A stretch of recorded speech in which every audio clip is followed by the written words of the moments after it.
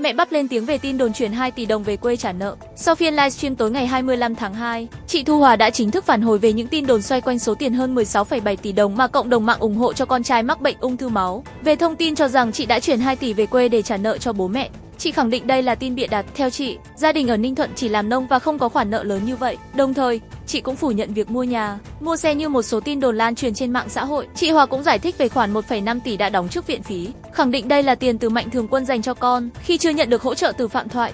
Chị đã chủ động dùng số tiền này để lo viện phí. Sau đó, khi Phạm Thoại chuyển tiền, chị đã dùng để chi trả cho đợt điều trị tiếp theo. Chị cho biết thời gian tới sẽ tập trung chăm sóc con tại Singapore theo yêu cầu của bệnh viện, đồng thời khẳng định sẵn sàng chịu trách nhiệm nếu có phát ngôn sai sự thật.